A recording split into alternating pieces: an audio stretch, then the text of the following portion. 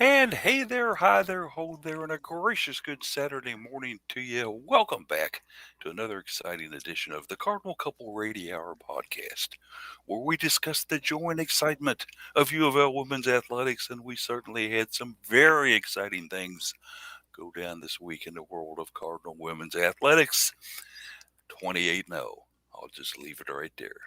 Louisville volleyball, number one in the land, undefeated, untested. Well, maybe not untested, but certainly the We've had best. some tests. We've had The some tests this best. year. Yeah.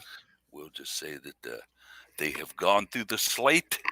It is clean, and now they wait to see how they end up in the NCAA drawing. So, I don't even fantastic think we're stuff really last even night. waiting for that all that much. It'll be interesting just to see who ends up in the bracket and I was such. going to say who else ends up in the draw around Yeah, us. Yeah. but as you may well guess, we will be spending a variety of time today on the show talking about volleyball. And did they cut down the net last night? I They didn't get a did. chance to Yes, see they that. did. Yeah. That's fantastic. Yeah, that's awesome. That's super. But we're here. We got three of us in the house today. Jared, Jeff, and I. Case is feeling the effects of his booster shot of COVID and will not be with us. He is a bit under the weather from that. Daryl out with family obligations, and Paulie's in here. He's limping. He's down. He's a little bit under the weather, but he's going to bear it out with you guys. So we're going to get this thing done and have some great fun with it. Like we like to do at the start of the show, we kind of catch up with the guys. Let's just kind of catch up on Thanksgiving night. Jeff, I know that you had a whirlwind 24 hours, but you did get back in time for Thanksgiving. How was your day? It did. I actually that was I went up to Pitt Wednesday for the matchup there, and that was actually the third road trip that I had planned for the week. My family had initially planned on going to Tampa. My niece was going to be playing in a field hockey tournament down there. And then the week before, she sprained her ankle. So they ended up not playing. So we pulled out of that, canceled all of that. And then the family kind of got together and said, hey, let's do another road trip instead, a little closer. And so I said, well, let's go to Chattanooga. Some cool stuff to do. Spend a couple of days in Chattanooga. It's a cool place. Got a great aquarium down there. So we planned that. And then, like the day before we were going to leave, like the evening before, like I was about ready to start throwing stuff in a bag to carry out in the car for the next morning. My sister-in-law's mother went into the hospital, so it was very quickly. He said, "Oh, okay, we got to cancel this one too." So that left me, and I went, "Huh? Well, I can drive up to Pitt and watch this volleyball match." So this was Tuesday that I was kind of throwing all that together, getting all that plan in place. I went and put air in my tires to just kind of top them up because, it turned cold. They were a little low. So I went and put air in the tires, came home, and then was going to go out to dinner a few hours later, go out and get something to eat out. And one of my tires was flat. Oh, my.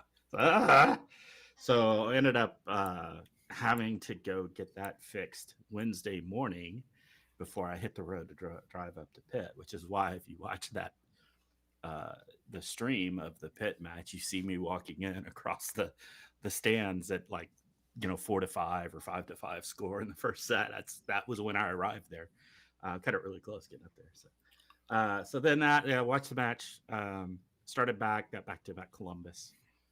Stayed overnight in Columbus. Rolled in there at about 12:30 at night. Got up early the next morning. Finished the drive in to join family for Thanksgiving, starting about 12:30, 1 o'clock back here in Louisville. So yeah, it was a busy couple of days, a lot of driving. Glad I did it. It was it was an awesome match to see in person at the Fitzgerald Fieldhouse. It was sold out. It was packed with over 3,000 people in there. It's a great environment. The Pitt folks were friendly and kind, and I put a couple of people see my UofL shirt on and help kind of guide me where I was going and everything. So it was great. Good folks. It was a great trip, a lot of fun, and then a great Thanksgiving with family. You didn't end up in the broom closet, did you? No. Mr. McAdams, we've got a special box over here for you. Here, come sit here. Yeah. Well, it's general admission, so it was like seat anywhere you want. But I was trying to make my way to the far corner where all of the UofL families were and everything. So yeah. Yeah, we kept scanning for you on the broadcast on the network extra and didn't Yeah. see with the cadre of the Louisville fans there. So I'm figuring, well, Jeff is either Yeah, I was in the midst. I was sitting between the middle dads. So Anna Stevenson's father and Amaya Tillman's father. So I was, yeah, I wasn't on the aisle, so I couldn't get out in the aisle and do the Cards cheer. But I did do it. Did lead it several times, so it was fun. But there you go, yeah, and of get a course good response. a Yeah, very successful trip indeed for it Louisville. was. It was great.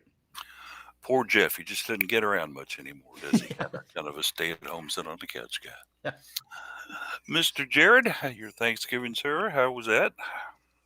Yeah, I can't complain when I get to sit and eat food and watch football pretty much most of the day. So ate more than my fair share, where it's going to take plenty of days to burn the extra calories off there. And then Katie and my brother and I went out and saw the new Ghostbusters movie that night, which actually was much better than I thought it would be. And they did a nice, touching tribute to the late, why am I drawing a blank? Harold Ramis. Yeah. There was Egon, very there was a very touching tribute in the movie as well for him that I think sat over well with a lot of the original Ghostbusters fans. So yeah, I mean, I can't complain. It was a great Thanksgiving, and it certainly carried over to an excellent night last night, being at L&N Federal Credit Union Arena. So I'm in about as peachy of a mood as I can be right now. There you go. Yeah, I do want to catch that movie too. I want to see that because the Ghostbusters is one of my favorite movies of all time. Just fantastic stuff on there. Rick Moranis steals part of that movie too years ago. We were sitting there and he's like drinking the coffee and yeah, it's just straight out of the pot, boiling hot. Yeah, I will tell you, he does not make an appearance in this one, which He did not. You can go on and call this segment 3 of the original Ghostbusters, and if you want to differentiate that from the other one that came out a few years ago with a lot of the women's Ghostbusters, that was like Saturday Night Live cast, that was a whole separate things. But yeah, I would definitely recommend go seeing it. There you go. We get movie critic as well as volleyball news today on the show. We bring you a little bit of everything. Yes, we do. And road reports, traffic reports. Jeff traveling reports, all like that. And then also gluttony reports, which will be part of mine, where Thanksgiving I ate just a whole bunch of rich food that I don't normally eat. I did make a little piggy of myself and then decided to sit down with my nephew John and see how much Woodford I could drink. That was not a good evening, friends. And I said earlier, either that's a really great idea or a really, really terrible one. It started out as a great idea, but it was kind of like a Louisville fourth quarter football game. The results were horrible at the end. But we're fully recovered today after a day of rest yesterday. Kind of took care of some things, and we're back at it today. Right out in Wussy Town, we're going to get in to have some fun talking about this volleyball. We'll get a little basketball in today too, but as we normally do this time of the show, we will go to scheduling and Twitter without Case on board today. We're going to turn it over to the guy with the camera.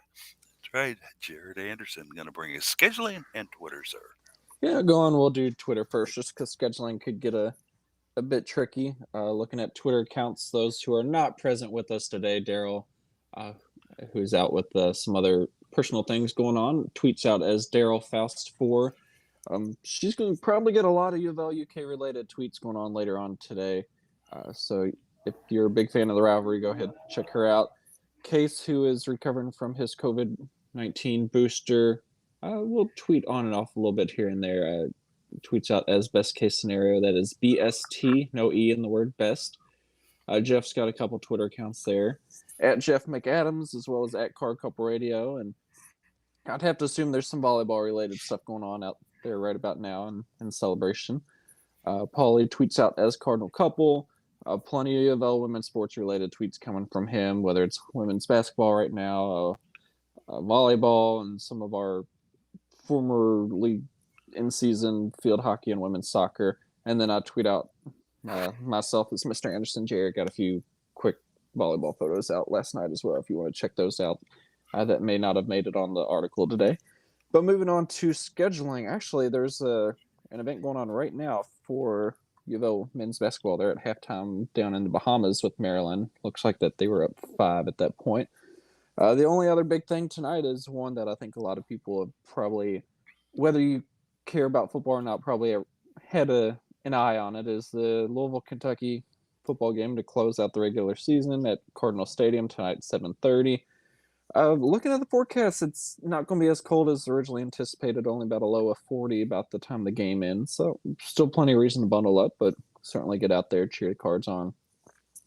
Tomorrow afternoon, women's basketball is back in action. They had we'll say a brief hiatus for the Thanksgiving break, and they're going to be in Fort Collins, Colorado at Colorado State. This one is set for 2 p.m. Eastern time, so I'd have to assume that's about noon Mountain West time.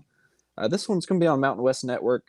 I'm not sure how that's going to work out for streaming, if it's going to be free or one of those pay-per-view options, but you can always tune in 790 AM WKRD. Nick Curran and Adrian Johnson do an excellent job with the call and the play-by-play on radio. So certainly if you can't catch this one on TV, go ahead, just check in on radio. They're painting the picture for you, so it's like you're front row anyways. Monday and Tuesday to close out November, there's nothing. Go on, kick back, relax, take a couple days off. Actually, we're going to rewind to yesterday, or to Sunday real quick, just because when the college volleyball selection show is going to be at, I believe, 8:30. 8:30, yeah. So this one's on ESPNU. Usually these shows don't last longer than about half an hour, so Louisville volleyball should be the favorite to be the number 1 overall seed, which would be excellent coming off their first ever undefeated regular season and another ACC championship. Did I mention we were 28-0, Jared? 28-0. That's right. Let's go on and push for 34-0 and cap that perfect season off. No But problem. we'll skip ahead to December 1st, which is this coming Wednesday. Women's and men's swim and dive should be down at the Toyota U.S. Open Long Course, which will be down in Atlanta, Georgia. It looks like it's going to be an all-day affair that runs from Wednesday through Saturday, so a 4-day event. Wednesday night, men's basketball is going to be up at Michigan State for the ACC Big Ten Challenge. You can catch that one on ESPN. Moving ahead to Thursday, women's basketball does return home. They're going to host Michigan at 7 p.m. at the KFC Yum Center in the ACC Big Ten Challenge. Now, this is where things get tricky because this would be the opening round of NCAA volleyball tournament. We don't know times yet for what time UofL will play. It could be afternoon, could be evening. We'll find out Sunday night, and of course, we're going to give you as much information as we know as soon as we find out about it. But we may see some overlapping conflicts here, and we're not even completely sure what days these matches are going to be. Yeah, that's correct. There's confusion on that. The dates are listed weird on the NCAA's website. It looks like it shows Thursday, Friday, Saturday. Weird is an understatement. But then again, it's NCAA. So yeah. What else would we expect? Yeah, the clarity is never there with them. So potentially the first match for UofL would be this coming Thursday, December 2nd. It could also be Friday, December 3rd. We really, truly don't know yet. We just don't know yet. Well, we'll find. I assume they will announce this as part of the selection show, and at that point, they could be getting together later on this afternoon over in the Jefferson Mall and playing today. You never know. It's the NCAA. Who knows? I mean, I highlighted in the article that the regionals are listed on like what was it, Sunday and Monday, but like the date, like the number date, is 2 days apart. Like in a table, it has Sunday and Monday, December 8th or 9th and 11th or something. It's like, really? But they're all over the place with these dates and days of the week. So that Thursday, Friday, expect volleyball to probably have their opening round match, and we'll find out who we're hosting at that point. But the first 2 rounds will be at L&N Federal Credit Union Arena. Tickets are going to be hard to come by. Just a heads up, if you're wanting to go, you do have to break down into 4 equal parts for teams' tickets. And then if some of the other teams do return some tickets back to Louisville, they may be able to open up a few more. So, like, if you haven't already put in for your tickets, you may be out of luck. Yeah. So very tricky, unfortunately, on that one. That's just, I guess it's a good problem to have in this case, the fact that we're hosting. But moving on to Friday. We'll see swim and dive once again down in Atlanta, Georgia. Potential for volleyball that day. And then skipping all the way ahead to next Saturday, once again, potential for a volleyball match at L&N FCU Arena at some point that day as well. Don't truly know yet. Swim and dive will wrap up their event as well. And that will get us through at least for the end of our show next week to get us all caught up. So mostly, if you were kind of following along, women's basketball, volleyball, and then swim and dive are kind of our only things going on right now. But still plenty happening. There you go. It is indeed. And parents, if you have that underachieving teenager at home, or if you're an underachieving teenager listening to this broadcast, do not fear about your future. The NCAA will hire you and put you in a prominent position because that's how bad they are There, man, with makes it giving us nuts. information. I really think that right now, working at the NCAA, actually being on the staff at NCAA, has got to be a chaotic place, right? With all of the pressure that they've gotten and the pushback on the equity push that they've gotten recently, and I have zero doubt in my mind that they are second guessing every decision they've ever made and are making currently, and changing plans with the lens of how to better deal with equity, which is good, Yeah, right? They need to, but I have no doubt that it is making it a total chaos of a place to be and work right now. So, like, I'm sure that's where some of this is coming from. They will be better for it in the long run, but for right now, it's a little crazy trying to figure out what they're doing. you got that right. I'm guessing there is not a lot of coffee, cake, and blueberry muffins in the break room these Yeah, days. Okay, it's got to be nuts, though. Yeah, gotta. You want a cup of coffee? Go get a quarter and hit the vending machine. We yeah. ain't got none. But that being what it is, we will wait anxiously to see what happens with things going on for volleyball, obviously. And then let's go ahead Yeah. and just get on into volleyball, jump right on in there and take care of it. And I will roll you back to Wednesday when the Cards did go to Pittsburgh to take on the Pittsburgh Panthers, number 3 in the nation, up in the Fitzgerald Fieldhouse. It was number 1 versus number 3. Louisville volleyball remaining undefeated. They go up and get a 4-set win, 25-19, 25-19. 17-25, 25-21 to shut down the Panthers. We had Jeff McAdams live and in person up there to watch the events. So I'm just going to throw it your way, buddy, and then tell us what you saw, what you thought.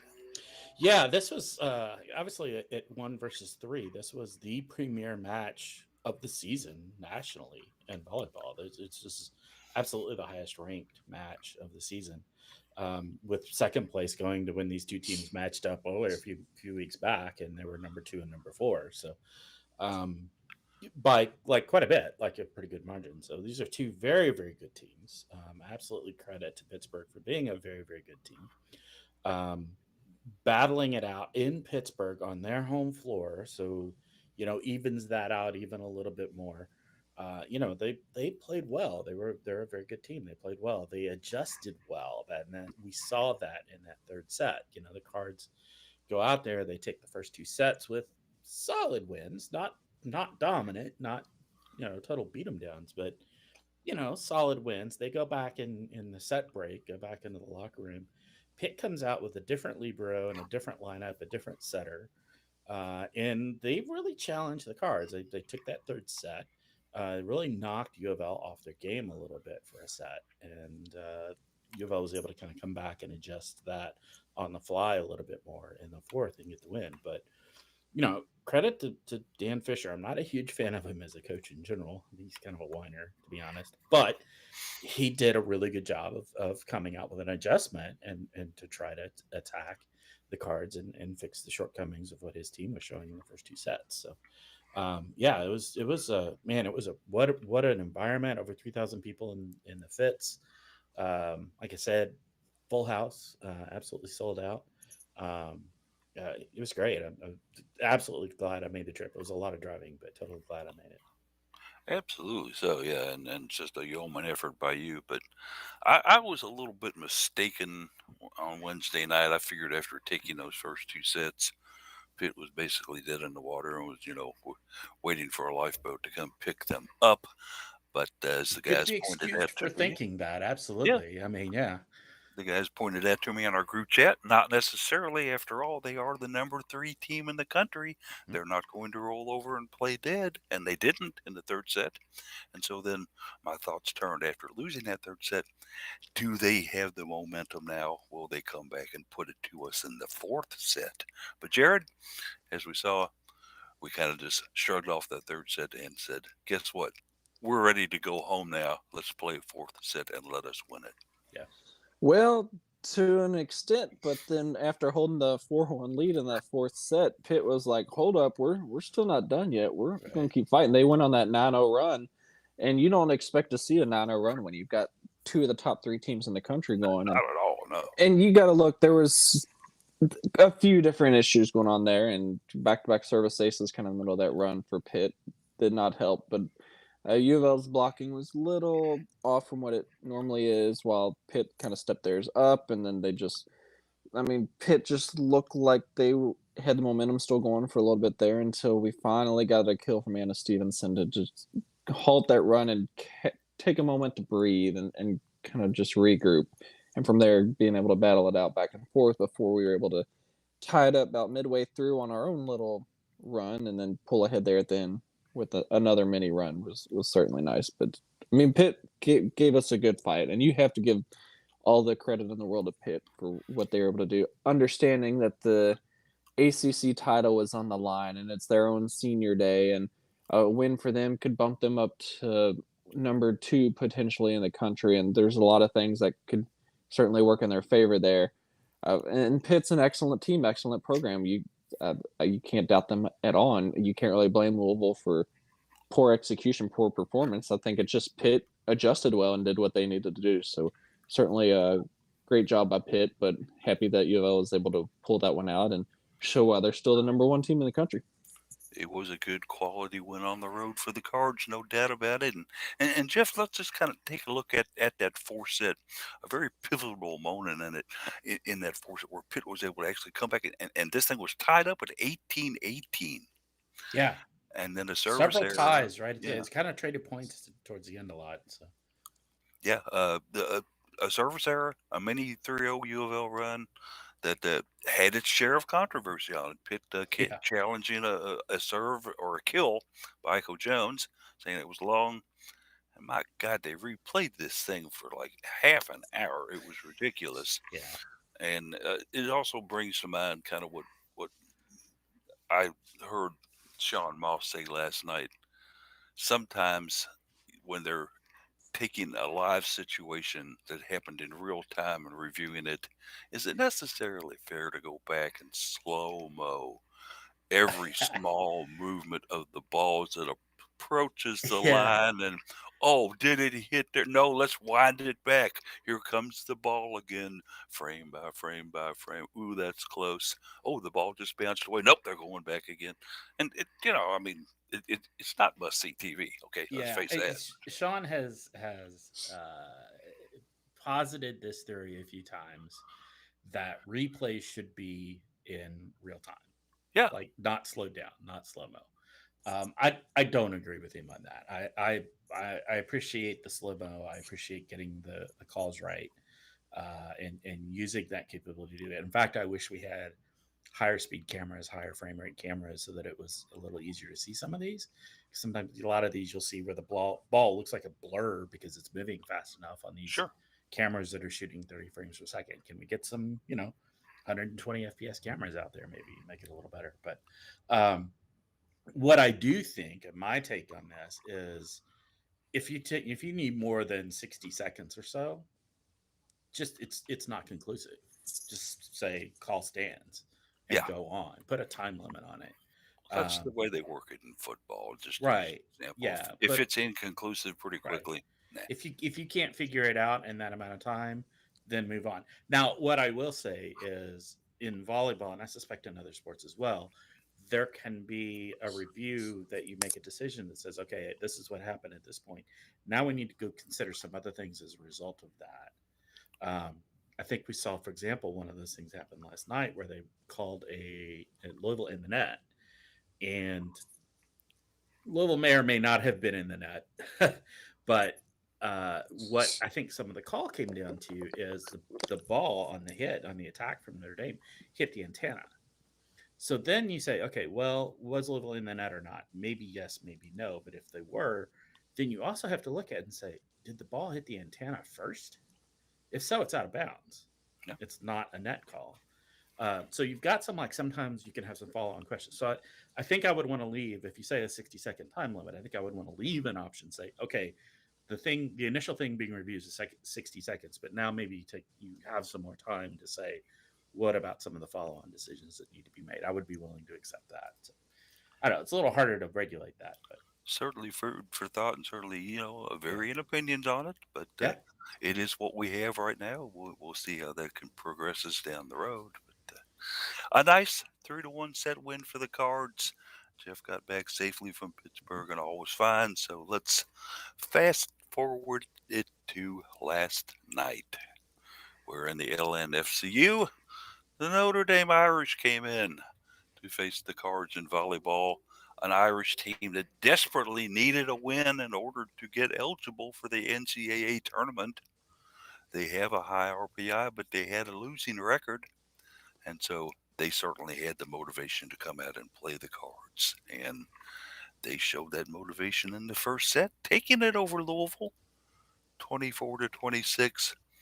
But the Cards bounced back, won the next three sets, 25-13, 25-23, and that third set was a thriller, folks, let me tell you. And then finishing up with a 25-13 fourth set to take the match to become a 28-0. And we'll start with you on that, Jared. You were down there taking photos on this thing. Were you a little bit nervous at all after that first set?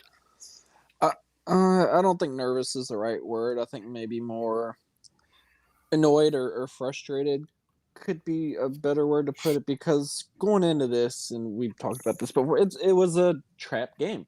You were coming off the arguably at this point the biggest match of the season at number 3 Pitt.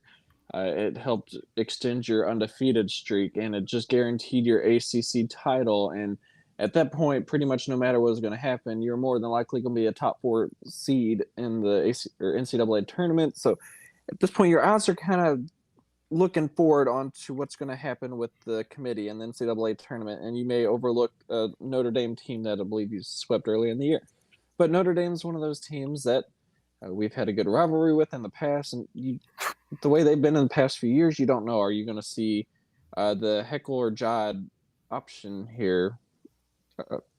Jekyll or Hyde, yeah. There we go, Jekyll or Hyde. Sorry, I was Heckle or Jod. I like that. Yeah. going the nice wrong way.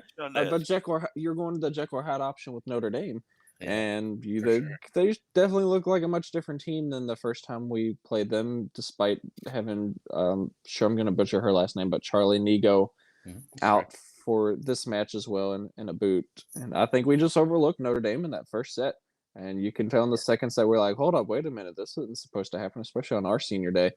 I mean, we beat the daylights out of them in the second set, and then some good halftime adjustments for Notre Dame in the third set. And then I think we were just kind of sick and tired of this match and wanted to get it over with. So the by the time we got to the fourth set, it's like, all right, let's cut the net, let's hoist the trophy up in the air and go out and celebrate and enjoy some time before the tournament starts up. So yeah, I mean, I wasn't at all like shocked. I was just annoyed, because we knew this could potentially happen with the first set, and it did. But it was a good dancer and kind of woke the beast there, and Aiko got it out of her slump at an opportune time too.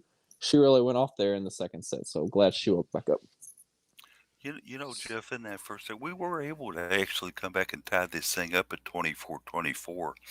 And you had to think, okay, when we go into overtime in a set against other teams, we almost always certainly win this thing. But it was Notre Dame who got those final 2 points to take this thing 26-24. What kind of happened there? Yeah, I would have to go back and look at the play-by-play and stuff. But, obviously, we had a bit of a Pitt hangover. I called it in the article this morning. We weren't playing sharp in the first set. We kind of came out lackadaisical. like Jared mentioned, this is a quintessential trap game, right? I mean, the sum total of what U of L was playing for was an undefeated regular season, which is significant, but not in like the record book significant, particularly. Um, Playing for maybe a deciding between a one versus a two seed in the tournament is literally about the highest stakes that U of L had on this. Notre Dame came out, they were playing for even the chance of postseason play here, right? Yeah. They came into this match 13 and 14. They had to win last night to be eligible to play in the postseason. So by beating them last night, U of L eliminated them from postseason contention. They cannot be selected by the NCAA in the tournament. Irish eyes are not smiling. Right. But the weird thing is with being on that knife edge of being eligible, with the bizarro season that Notre Dame has, they actually stood a chance of getting an at-large bid if they were eligible. So like it really was, U of L came out there and really snuffed out Notre Dame's postseason hopes that were legitimately alive still at that point. So yeah, the stakes couldn't have been higher for Notre Dame, and they were not that high for us. Um, yeah, so it was definitely a pit hangover, definitely a trap game. Notre Dame came out and they played. They were motivated and they were on fire, but they're also this multiple personality team. I've been calling them the box of chocolate team. You never know what you're going to get, right? And U of L was able to take advantage of that. U of L has the consistency, they have the poise, they have the confidence to be able to drop a set, and be able to say, yeah, okay, that's enough of that. Let's get back and let's play the way we know we can play and get this thing done. So. It was certainly a good time for Iko Jones to step up and say, there's been some rumors about me lately not quite being up to 100%. Why don't y'all sit down and shut up and watch me? And Iko certainly shined last night, didn't she? Absolutely. She came on. She had what did I say was 9? Yeah, 9 kills on 20 attempts, 3 errors for a 300 hitting percentage, which is pretty good for a pin hitter. Yes. It's not your normal. It's not like your middle hitters that will be up in the 400s and 500s sometimes on a fairly routine basis. But for a 300, it's pretty good for a pin hitter. And she really has been in a bit of an offensive slump. She's contributed in a lot of other ways, in really great ways. She's contributed very well from the service line over the season. But kind of woke up. And I think if some other teams in the NCAA tournament watch that video and see that, they may be like, ooh, crap. All of a sudden, they just re-added another offensive threat back at full power here. So if she continues to play like that, it could be pretty scary for some other teams. And then when you look at this Cardinal offense, it's kind of like the old song, "Who Can It Be Now?" Yeah. Because they're going to get you one way or another. Somebody's going to step in and do that, Jared. One of the things that I really liked a lot is after that first set, kind of disappointment, Lowell will say, "We ain't having none of this now." We came out in the second set, fired out, 5-1 lead. Notre Dame calls a timeout, tries to get it straightened up, doesn't work. It goes to 8-2, goes to 10-5, goes to 12-5. The Cards just decided in that second set, we're not playing around anymore. Oh yeah, I don't blame them. It's senior day, and at this point, you're hoping for that regular season because it's nice to have. So certainly, really got the ball rolling per se. Kind of started hitting a lot better. I think the passing was better, which was actually part of the issue that was going on in the first set. I think the passing was just a little bit off compared to how they normally are, and they were able to tighten that up just a smidge there in the second set to be a big difference maker. Although I still felt like the blocking wasn't where we're normally at this point in the year. But at this point, when you win a set 25-13, you don't have to have your premier blocking going on to win that set. That's for sure. The Irish made the adjustments, though, at the break. They weren't ready to completely get on the bus and head back to South Bend. They said, "We're going to give you all a little bit more of a game here if y'all ready for it." I did come out in the third set and make it very, very, very tough against the Cardinals. coming out and then actually taking a 19-15 lead at one time, Jeff, here in this third set before Louisville finally decided, hey, let's take a timeout. Let's talk about this. Let's see what we can do. They started chipping away at that. They finally got it tied up at 21-21, and then guess who calls the timeout? Notre Dame. Let's talk about it. Why are they doing this to us? Unfortunately, their timeout didn't do as well for them as the Cards' timeout did for them earlier. The Cards getting those first 2 points after that timeout and then taking a 25-23 set win. But boy, it was an exciting set, wasn't it? Yeah, it really was. They got out to that 2015 lead late in the set, and it was looking a little rough. But yeah, the Cards went on a what is it, 8-1 run over the next point, tied it up at 21. So it went from 20 to 15. Notre Dame lead to tied at 21, and then Cards went out to 23-21 lead before Notre Dame, and then kind of traded points beyond that. But really, definitely a great run. CC Rush came in, did some great serving. Anna DeBeer, credit her with a couple of those service points on those services. It was a great run late by the Cards. The UofL started out pretty well ahead in this set. Started out with a 6-2. Yeah, 6-2. And then Notre Dame comes back and ties it at 6. So like several of these little mini runs happened in that set, but Cards were able to put more of them together and towards the end and able to push it out. Get the narrow victory, 25-23 in that 4 set. But it was, you could, despite it being that close in score, Notre Dame just kind of felt deflated to me watching them play. I think that third set took the air out of them, and they just kind of realized that we're not going to win the next 2 sets. This isn't going to happen for us. And, let's just go ahead and go through the motions here. I'm sure they were trying. I'm sure they didn't give up completely, but the Cards had the wheel rolling downhill.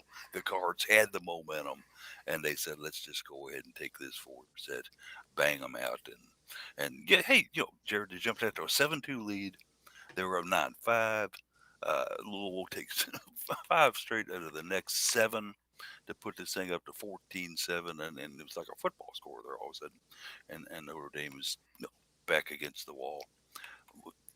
The Cards just decided here in the 4th set, yeah, it's over. Let's go ahead and get to 25 and go celebrate. Yeah, we were up enough there that you started seeing Coach DBK run in and bring in a lot of her seniors that may not have gotten to see as much playing time this season. So it was nice to see Rachel DeMarcus get out there for a couple plays as setter. Emily Scott came in as an outside hitter there for a brief moment. We saw, yes, she rotated in the middle and then I think got a kill from the middle too, which was nice. And then Mia Stainer came in to play defense in the final few points there. Jamie Vasilou came in at one point for a nice serve that I think went just a tad long. I think Danny brought the challenge flag out on challenge to try to get Jamie that point, I'm sure, for the senior, but didn't happen. Let's talk about that. Jamie, what a great story she is here, guys. She basically was a manager as a freshman for this volleyball team. Yeah, let's go back a little further than that, though. I mean, she was a quite competitive gymnast until 8th grade. And she decided to quit gymnastics and went out for her 8th grade volleyball team. Didn't make the team, but continued to try. Was able to play in high school some. Didn't really play on a lot of great club teams. Contacted the coaching staff and said, "Hey, I'm coming to Louisville. I'm going to enroll there. I'd like to try a chance to make the team." And I heard Dan Meskey talking last night. He said, the number of emails that he gets like that it's just astronomical. And he said, to a first approximation, that never happens, right? That just doesn't happen for a lot of players. A lot of players are trying to make that happen. It almost never happens. But he said, "Hey, come to some of the camps," which she did. She came out to some of the UofL camps, and he was telling the story. Danny Bespoon Kelly was off on a trip, actually out of the country, I think. and Todd and Dan were watching her play, and it was like, hey, wait a minute, we might actually want to see her be on this team. They already had a really full roster for that year, and it was like July before her freshman year. She was like, well, we're probably not going to add anybody. Why don't you come be a manager for the team for a year? And then, after the year, we'll see what happens if we can find you a spot on the roster. And they did. She came out. She was a manager. She was great. She worked with the team and was supportive and cheering them on from the manager position.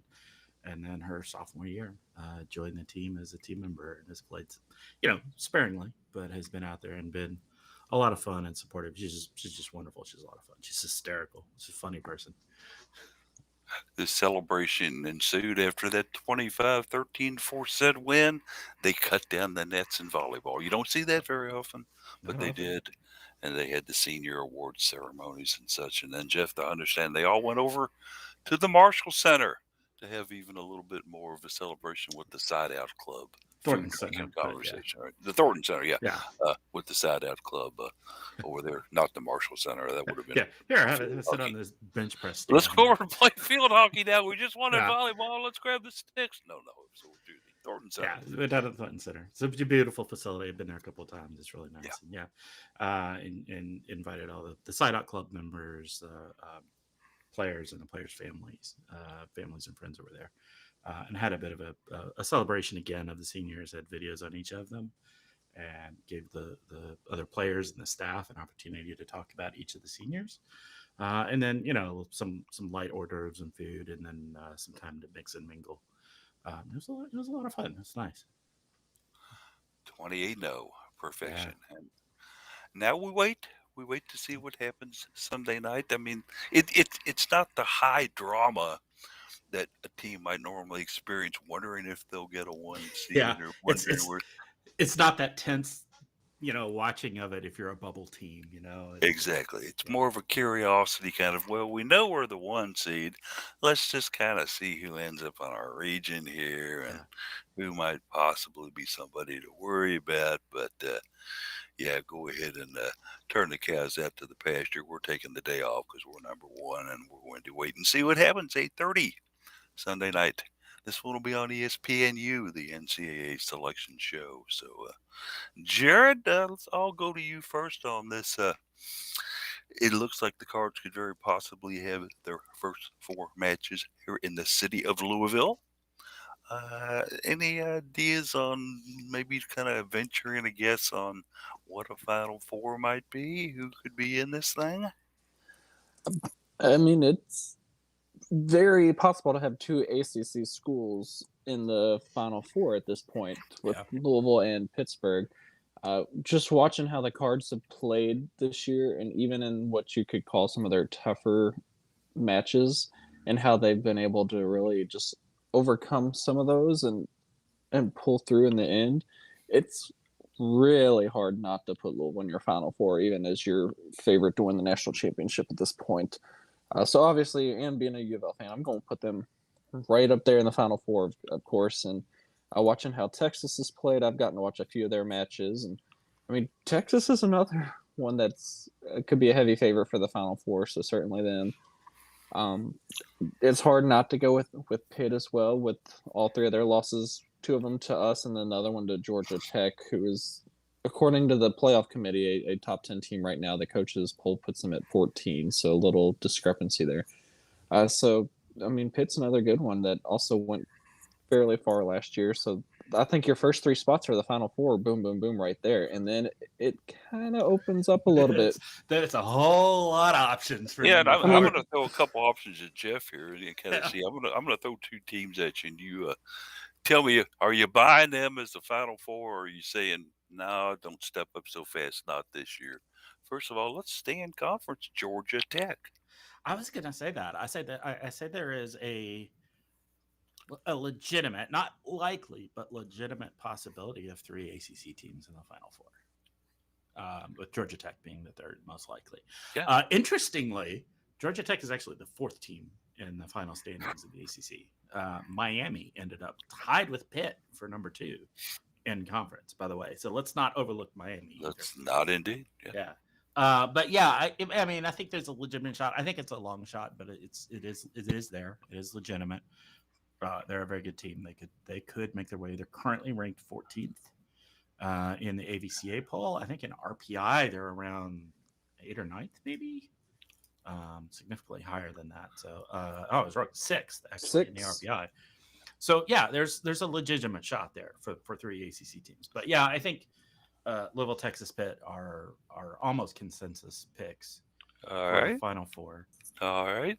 The Okay. fourth team I'll throw at you. Let's hop in the old Tesla and make a stop in Waddy, but let's keep on going down 64 and end up in Lexington. Kentucky. Do those Cats have a shot at a Final Four bid? Yeah, for sure. Defending national champs. They are playing well this year. They're not the team they were last year. They're not as good. They lost a couple of key players. Avery Skinner is it Baylor now? I think, right? Yeah.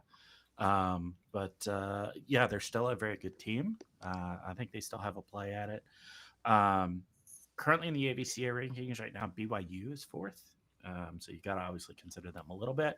I think more likely is Wisconsin or Purdue out of the Big Ten. Wisconsin has clinched at least a share of the Big Ten title with their win over Nebraska last night. They play Indiana tonight, which will almost certainly be a Wisconsin win. And that will give them the outright Big Ten championship. The other news out of that conference is Purdue versus Nebraska tonight decides who will end up basically in second, or should crazy thing happen and Wisconsin lose, then whoever wins Purdue and Nebraska would tie them for the championship of the Big Ten. Yes, let us not forget our strong Big Ten schools that will, I think, have a very, very good chance of getting at least one school into that Final Four as well. Yeah, I think you got to consider that. I think you got to consider Wisconsin and Purdue. They're both playing very well right now. So I think for that 4th spot, you look at one of those. Baylor, maybe. Ohio State has stayed high in the rankings all year. I just don't see them. Then you're looking at like Minnesota and Nebraska still in the Big Ten. Washington's ranked 12th. UCLA is ranked 13th, but USC just beat them last night, which is more than a bit of an upset. So, yeah, it's I got to think it's going to be Louisville, Texas, Pittsburgh, and then probably one of those Big Ten teams. There you go. We'll see how it all breaks out into the brackets and see how it gets to a certainly fun next couple of weeks ahead following the fortunes of Louisville volleyball. And I think we'll try to kind of wrap up volleyball here a little bit and just give us a little bit of time to discuss basketball. Any final thoughts that you want to toss out there on volleyball, Jared or Jeff? Yeah, I mean, you have a bittersweet moment last night with senior day, senior night. It's one of those that there's been so much hype and excitement this year that the season's kind of flown by, and then you get to the senior recognition, and then they're all crying, and then I'm trying to take pictures, and you see them crying. It's just like, it kind of makes you feel bad there for a little bit. It's like, man, I can't believe it's already over. So definitely a bittersweet moment last night, but thankfully the season is not over yet, and hopefully we'll see 6 more wins this year. Yes, indeed. 6 in a row. Time to do it. Yep. Let's go ahead and back to Tuesday night, though, where the Louisville women's basketball team was out in sunny California. Went to go visit Cal Poly in the great state of California. The Cards got kind of a rough start against the Mustangs. Yeah, it wasn't pretty in the first quarter, but Liz Dixon and a couple of others stepped up, came in and said, hey, you know what? We're done playing with you.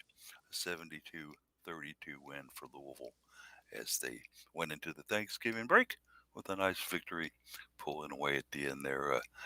Jared, I was a little worried after the end of the first quarter, wondering, hey, what happened up in Seattle? Like, did we get too much to eat or something? Is there jet lag or something going on there? Why? Because in the first quarter, it didn't quite look like Cardinal women's basketball, did it, sir? No, it did not. And you just have to really contribute the issues so far this year on to the offense. From what we've seen with this defense so far, our defense is excellent and one of the better overall defenses we've had under the Jeff Wells era. But offensively, we have all these weapons, or I guess you could say we thought so far we have all these weapons, but they're not performing to their expectations yet. A lot of missed layups, and missed layups are just one of those things you can't ever excuse. I'm sorry, but I mean, you're shooting from point blank range. If you're getting fouled, it's one thing, but if it's open layup or untouched, uncontested layup, you can't miss those. I'm sorry. And then the 3-pointers, I mean, I don't like this mindset of, well, if we keep shooting threes, eventually one will fall, which statistically, yes. But also statistically, you're going to be missing a lot of shots and giving up some potential rebounds to the other team. So offensively, we have got to figure that out, and hopefully soon, because once you get to conference play, some of these teams won't be so forgiving as Bellarmine and Cal Poly and some of these early foes we've faced so far. It's kind of like, Jeff, the old carnival scenario where the barker yells, "Step right up and take your 3 shots for $1. You know, little lady, a nice prize. Oh, sorry about that, sir, but try again. Here's 3 more shots for $1." Poor Haley, she's getting so close on some of these shots, sir, and they're just not quite going for it. I think they've got to fall in time. You know, she's right there, just barely missing in. But Jeff, I think Jared nailed it early. Defense has been the modus operandi of this Cardinal squad this year. Yeah, and that's Jeff Walls, right? I mean, that's on brand for him to have a brutal lockdown defense and to recruit players who play that way and play with that energy and intensity on that. There's a huge amount of talent on this team. Some of them are struggling right now, not making shots. I'm going to look at Haley Van Lith. She's a phenomenal talent, but just shots don't seem to be falling for her right now. And they will, right? It's kind of that sophomore slump thing that we see on occasion. She's too good.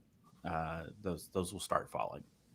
But there's that. And then I think there's just the team hasn't gelled yet. We kind of see this a little bit every year that Jeff Walls plays enough. There's enough complications in his style of play that it takes a team, if there's been a significant personnel change, it takes a team a little while to fit together and to be able to play the way that he wants to play. And that sounds like a critique of Walls, but it's not, because the payoff is at the end of the season, right? Yeah. It works to do that. It sometimes leads to a little bit of some rough games early in the season, but towards the end of the season, it ends up being a payoff for that. So I think that's what we're seeing right now. We've got, we had some personnel changes in the team, and just kind of put it together. There's a bunch of really talented individuals out there. Some of them struggling with some shooting right now, but also just got to get the team to put it together as a team play.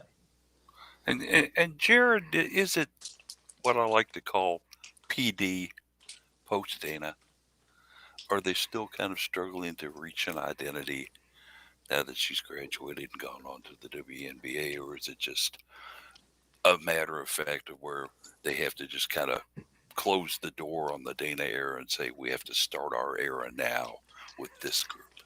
I think a little bit does contribute to not having Dana Evans on the team anymore. We got so reliant on Dana, especially down the stretching games, and what she would do and how she would kind of carry the team at the end to make sure we, I guess, get the win, or hopefully get the win. And not having her is kind of forcing a few other players into bigger roles, more leadership roles. I don't think everybody's quite ready for that yet, but also some of these early games kind of how Jeff has mentioned, and just some different looks and the personnel changes, but also you're seeing a lot of these 3, 4, 5 person substitutions at a time. And that's not easy to do. I mean, you get a bunch of people coming in cold off the bench, or you're rotating that many players real quick. I mean, people's assignments change so much, and just what your role at that specific time of the game can change greatly. And you're looking at a lot of different looks that you can't really get your offense going how you want it yet, because you're still trying to figure out who's out there with you and what type of lineup whether you're trying to go more speed with a lot of guards, or if you're just trying to go big, heavy, dominant post play with a lot of taller players out there. And once we can narrow it down and you don't see all these substitutions, massive, large substitutions all the time, I think that'll help a little bit to kind of rotate players on an as needed basis with breaks and foul trouble. I think that may help kind of settle down a little bit too, which we'll see later on, probably around mid to late December. And that certainly was the case up in Washington, where Jeff decided to have a wholesale fire sale. And just said, okay, 5 out, 5 in. Let's do this. And see what happens. I almost think it's easier to swap out all 5 players because at least you're doing everything as a unit. You're coming cold off the bench, but you don't have players that are out there that were playing, a power forward position, and all of a sudden now I'm moving out to a wing forward type of position. So, I almost wonder if it's easier to swap out all 5 at once or more result in better play. But yeah, it's always interesting to see it when it happens. It's like, is this really is there's something fundamentally wrong here, or is this coach just trying to prove a point, or what's going on here? It reminded me of last year in Northern Kentucky when Jeff Walls got out the dartboard and said, "Okay, these first 5 are playing, and guess what, Jess Lemley, you're a power forward against NKU. Right? Congratulations, good luck with that." Yeah. One of the things, Jeff, though, I really do like to see is, when you've got a lead like 52 to 23 going into the fourth quarter, Walls is able to kind of look down and say, "Okay, Peyton, come here. I'm going to give you about 9 or 10 minutes. Sydney, jump on out there. Narika, go out there and do a little work for me. Romani, Marissa, go on and get yourself some minutes in, girls." And I thought it was touching, too, in that fourth quarter that he let Kiana Smith stay out there a little bit extra than the rest of the starters, Jeff, because it was homecoming for her. It was a homecoming for her. Her father coaches the men's team at Cal Poly and was there. They had the day off, so he was there on the sidelines. So, I know Walls makes a point of trying to schedule games at some point during a player's career in their home location geographically. So this was for Kiana Smith. Up in Washington was for Haley Van Lith. So he tries to do that at least once during their time there. And also a couple other cards are from there. California. California's been a big recruiting area for us in general, but certainly specifically for Kiana in this place because it was at the college, the university where her father coaches. So, that's pretty cool to see. There's that, and then there's also a little bit of a fight that Jeff Walls got into with the NCAA. Apparently, they were wanting to force them to bring the team back to Louisville, right, for Thanksgiving, and then go back out there to Colorado. And Jeff was like, "Come on, we planned this out as a trip. They're out for Thanksgiving. They're not missing classes. We've planned events and activities for them. Why you got to be this way, NCAA? It's the NCAA being a stick in the mud. It's just like, hey, we're already out on the West Coast." Yeah, apparently he won that battle because they have been out there. They went to Disneyland. They did, they were doing something else yesterday. They got their mouse ears. They got to eat. Everything was good. Everything's fine. So he did win that battle. Way to go, Jeff. We're proud of you. But I'm sure in some log up there somewhere they put down a black mark against Jeff Walls. Another one. He went against us. Add that to the list. Yeah. But I'm sure he's not their favorite in any. I'm sure that he cares too. Right. He's got like, I don't know. I don't give a darn about them. But so we're looking toward Sunday then, Jared, as the Cards in Fort Collins to play the Rams, Colorado State. I don't know a whole lot about this. I haven't done my research on this Colorado State team yet, but certainly a good name school that's had some successes over the years. What are the Cards kind of looking to get into here on Sunday? It's another early season road game just so you can get more of the feel and experience to play in a hostile environment. If you can get comfortable playing on the road early, it certainly helps down the stretch when you get to conference play and when you get to the postseason, or you're going to be playing away from home. And Colorado State Looking at their early season, they're 5-0. Haven't Yeah, really they're undefeated, but they haven't played anybody really uh, notable yet. Lipscomb, Uh, okay, yeah, I guess Lipscomb would be Lipscomb is probably their their toughest best. opponent, and won that one by 26 points. Yeah. But I mean, still being able to win day in and day out is certainly a good point. Went 15-6 in the shortened season last year, so Colorado State's not just a pushover team. It's certainly going to be a team that's going to give us a good run for our money there for a while, and then you just hope that the Louisville defense will be able to shut them down in the long run, and with so many players and fresh legs that we'll be able to wear them down by the second half. That one will be tomorrow afternoon, and we will do our due diligence in the Sunday Cardinal couple to try and see if we can get you all a link to go to watch this one live. Okay, so we'll research that a little bit, and I'll look at it as well just to see if there's something that we can view this thing out without having to put out an arm and a leg on. Obviously, Yeah. if you have to do that, then just go ahead and go with Nick Curran and AJ on the radio. They do such a great job. There are times that I would rather sit and listen to them call a game than watch one, just The for the job website that Nick does. has a link to a site. It's csurams.com, so it looks like a local for the team. I don't know if that's going to be a pay site or not. I'm guessing probably not, since it's the school itself, but I'm not sure on that. We'll try and Well, it check could it be out. fun. We could get a couple of intrepid college students like they Yeah. had Cal Poly call this one. Yeah. They start making references to hacky sack and Yeah. stuff like that. But should be fun. We'll see how they do as the Cards end up their West Coast swing. But golly, guys, we have already gone through a full hour on the Cardinal Couple Radio Hour podcast here. It's hard to believe, isn't it? But we have had a great conversation, mostly about volleyball, but certainly well deserved and warranted as we get ready for the week that comes. And we'll know more about that tomorrow. Let's go ahead and segue into some final thoughts here, and I'll kind of start it out this week and give you guys a chance to collect some final thoughts. Just very excited about this time of year because some certainly fun things are happening. Volleyball's going into the NCAA tournament. The annual UK UofL football games coming up tonight, and also basketball is in full steam and rolling along. So it's a good time of the year right now. Certainly one to look forward to, and I hope everybody has a lot of fun with it. I certainly plan on trying to do what I can as far as getting at and then getting involved with some of these things. So it's a good time to be a Cardinal fan. Wear your red proudly, y'all. Do that for sure. Jared, what's your final thought?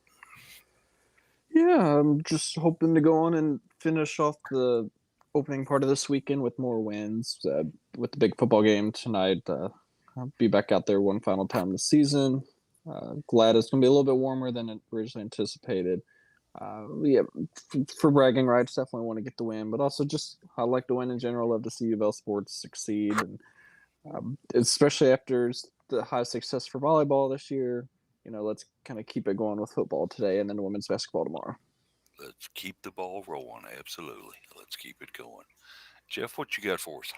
Yeah, just a couple of quick, I don't know, almost side notes from the Notre Dame match last night. A couple of things. One, with it being senior night, and UofL decided to do the senior night festivities post-match rather than what they have traditionally done with pre-match. But they did, and I mentioned this in the article, they did do during the starting lineup time that they were doing things, they recognized the Notre Dame seniors that are moving on. And several of them, a number of them, kind of gutting that team, honestly. But I always like it when teams recognize the seniors from the opposing team that's visiting on senior night. I think it's a nice gesture, and I'm glad they did that. It is indeed.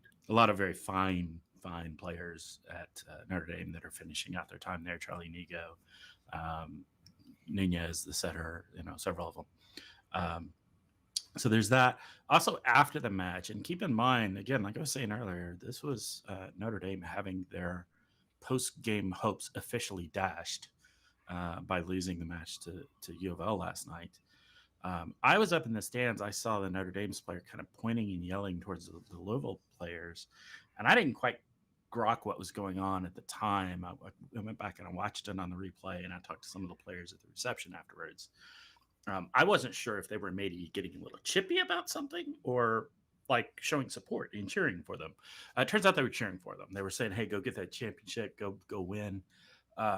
We're very very supportive and respectful. So I want to shout out the Notre Dame players for that. That's a classy move. I didn't quite, because in the busyness of being up in the stands, I didn't quite grok what was going on, but I was glad they were doing that. It's a very classy move on their part, particularly after having had their postseason hopes get dashed like that. Indeed.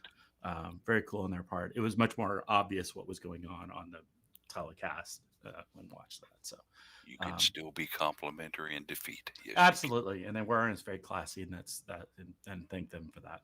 So. All right, so there it is. Another fun show, and we will catch you all here next week. Same time, same bat channel, as they used to say years ago on television. Unless you know something we don't, we'll be back next Saturday to bring you the joy and excitement of UofL women's athletics here at the Cardinal Couple Radio Hour podcast. Go Cards! Have a great weekend.